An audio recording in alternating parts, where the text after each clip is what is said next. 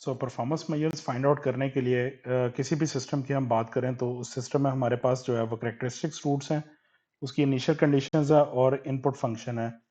और अगर हम इन्हीं परफॉर्मेंस मेजर्स की अगर डिटेल्ड इनसाइट लेना चाहते हैं, सो उसके लिए अगर हम एक second order under damped system को ही कंसिडर कर लें with zero initial conditions and a unit step input, so then we can have sufficient information about these performance measures of a system. So because हमने देखा है कि जो initial conditions हैं तो non zero initial conditions system में सिर्फ amplitude increase करती हैं, लेकिन उसकी ओवरऑल उसकी रिस्पांस की करेक्टरिस्टिक्स को चेंज नहीं करती। So that's why we can consider zero initial condition. Initial conditions का कोई इशू नहीं होगा और करेक्टरिस्टिक्स रूट्स हैं बेसिकली जो कि हमें चाहिए होंगे, और प्लस इनपुट कमांड जो है वो क्या होगी। तो इनपुट कमांड के तौर पे हमने रखा है कि हम यूनिट स्टेप इनपुट को देखेंगे और करेक्टरिस्टिक्स रूट्स जो है वो अंडर डैम्प्ड सिस्टम के हम कंसिडर कर रहे हैं। सो इन दिस केस अब यही परफॉर्मेंस मेजर्स जो हैं वो बेसिकली हमारे पास उन 5 फैक्टर्स से निकलेंगे जो हमने पहले देखे थे, namely as damping ratio which was zeta, undamped natural frequency that was omega n, damping factor sigma, uh, true oscillation frequency omega and damping angle phi. So in 5 factors को हमने देखा था। तो ये जो शुरू वाले 4 फैक्टर्स हैं, सो बेसिकली ये 4 फैक्टर्स जो हैं वो परफॉर्मेंस मेजर्स के अंदर आएंगे और परफॉर्मेंस मेजर्स को फाइंड आउट करने के लिए इन 4 फैक्टर्स की हमें ज़रूरत होगी। सो दैट्स वाई हमने सेकेंड ऑर्डर सिस्टम को जब परफॉर्मेंस मेजर्स के लिए स्टडी करना है अंडर डैम्प्ड सिस्टम को, तो उसके लिए हमने फिर इसी फॉर्म को चूज किया जो कि जीटा ओमेगा एन की फॉर्म में है, डैम्पिंग रेशो और नेचुरल फ्रिक्वेंसी की फॉर्म में है। सो अब अगर हम स्टेप इनपुट की बात करें तो for step input, generalize step input R T is equal to A U T. So A जो है वो बेसिकली मैग्नीट्यूड होगा, U T is the unit U T is step input. So इसी का जब हम लप्लास लेते हैं, so that Laplace is basically R of S is equal to A over S, जो कि यहाँ पे आप देख रहे हैं। ओके, ये ए ओवर एस जो है वो इनपुट फंक्शन है R of s. But for unit step, so that a will be equal to 1. Okay, so for unit step we will get y of s is equal to this thing. So this is the output, y of s into transfer function into r of s. So a over s will be this thing. So for unit step अगर हम बात करें तो unit step के लिए जो है वो हमारे पास इसी आउटपुट y ऑफ s की जो पार्शियल फ्रैक्शन एक्सपेंशन है वो बेसिकली ये चीज बनेगी। सो जिसमें s का फैक्टर जो है वो s की फ्रैक्शन ड्यू टू इनपुट है, इनपुट रूट, और बाकी ये जो दो हमारे पास कॉम्प्लेक्स कॉन्जुगेट रूट्स आ रहे हैं, सो ये फैक्टर्स हमारे पास underdamped second order system की वजह से बन रहे हैं। इस करेक्टरिस्टिक्स रूट से ये हमारे पास फैक्टर्स आ रहे होंगे। सो इनको यूज करते हुए अब हम जो है वो फर्स्ट ऑर्डर ये सेकंड ऑर्डर सिस्टम का जो है वो रिस्पांस देखेंगे जनरली। सो इसकी पार्शियल फ्रैक्शन अगर एक्सपेंशन करके हम रेजिड्यूज फाइंड आउट कर लें K1 K2 और K3 जो है वो हमें पता है कि कॉम्प्लेक्स कॉन्जुगेट जब फैक्टर्स होंगे, सो K3 is basically complex conjugate of K2। सो अगर हम इनके इन्हीं पार्शियल फ्रैक्शन एक्सपेंशन के रेजिड्यूज फाइंड आउट करें, so for that residues K1 becomes 1 और K2 इस सारे इक्वेशन के जो है रेजिड्यू एवेल्युएशन मेथड के थ्रू K2 जो निकलेगा that will be is equal to 1 over 2z। z यहाँ पे हमने एक इंटरमीडिएट वेरिएबल यूज किया है for 1 minus zeta square under root। Okay, so basically K2 means कि 1 over 2 1 minus zeta square under root। Okay, so K2 को polar form के अंदर रिप्रेजेंट किया गया in the form of R theta. Okay, so R e raise to power j theta की form में भी represent कर सकते हैं और R थीटा की फॉर्म में भी रिप्रेजेंट कर सकते हैं विद एंगल साइन। सो यहाँ पे हमने K2 को R थीटा की फॉर्म में रिप्रेजेंट किया where R is 1 over 2z। So ये R है और कंप्लीट एंगल जो है that is 90 degree plus tan inverse omega over sigma. So ये हमारे पास रेजिड्यू K2 का निकलेगा।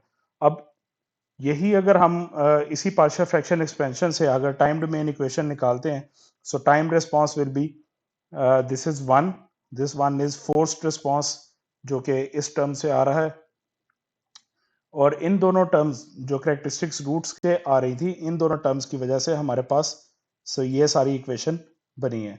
पहले हम ये ऑलरेडी इक्वेशन जो सा वो सिग्मा और डैम्पिंग रेशो और ऑसिलेशन फ्रिक्वेंसी की फॉर्म में देख चुके हुए हैं, जो कि जनरलाइज्ड फॉर्म थी e raise to power minus sigma t cos omega t plus theta. इस जनरलाइज फॉर्म में हम इसको देख चुके हुए हैं, और अब यही इक्वेशन हमारे पास जो है वो जीटा और नेचुरल फ्रिक्वेंसी की फॉर्म में आ रही है।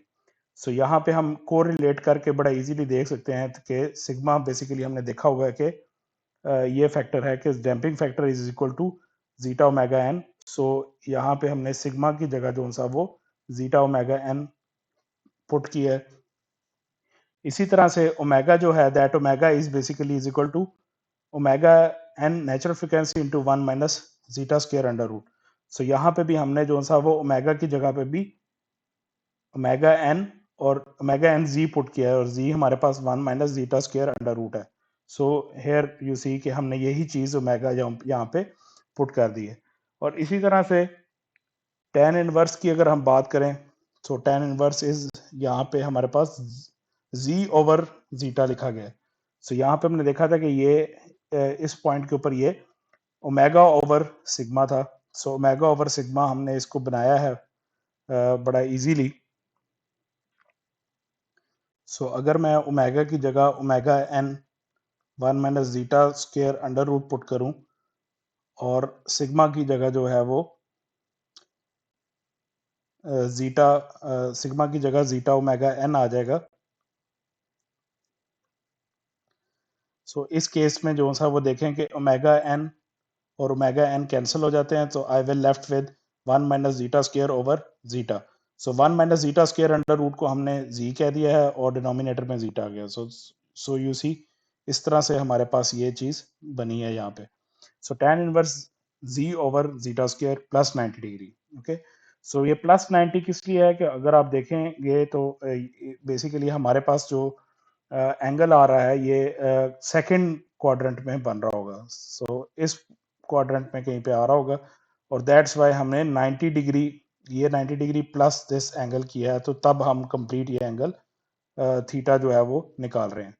That's how we will convert this equation from damping factor and true oscillation frequency into damping ratio and natural frequency. अगर हम कोई भी second order under damped system in the form of damping ratio and natural frequency लें, for that system अगर हमारे पास complex form में ये हो, तो for that system time domain equation हमारे पास ये निकलती है with step input and with factors of zeta, damping ratio and natural frequency. Okay, ये हमारे पास time response equation निकलेगी if we have system or transfer function in the form of damping ratio and undamped natural frequency. अब यहाँ पे आप normally देख रहे हैं कि ओमेगा एन टी की प्रोडक्ट आ रही है इकट्ठी। Omega n t is basically called as normalized time. ये कंट्रोल सिस्टम में एक कॉमन प्रैक्टिस है कर्व्स को, टाइम के कर्व को, टाइम एक्स एक्सिस पे टाइम को नॉर्मलाइज करने के लिए कि हम उसको उसका प्रोडक्ट ओमेगा एन के साथ शो करते हैं, omega n t. This is called normalized time. it is a convention to represent time as normalized time at the time axis, x axis पे। कई आप परफॉर्मेंस मेजर्स के आगे फैक्टर्स देखेंगे, ग्राफ्स देखेंगे कि उन परफॉर्मेंस मेजर्स की जो कर्व्स हैं that is dependent upon omega n t normalized time. when you have finally omega and t normalized time, in that case you can find out time by multiplying undamped natural frequency. On later stages जब भी आपके पास undamped natural frequency known हो, तो then you can put into omega and t product. Natural frequency की value आप put करके तो वहां पे टाइम जो है वो फाइंड आउट कर सकते हैं। ओके, ये एक जनरलाइज्ड हम देखेंगे नोटेशन के omega and t normalized time की फॉर्म में सिस्टम को रिप्रेजेंट किया जाएगा, and time can be computed at any later stage when undamped natural frequency is known.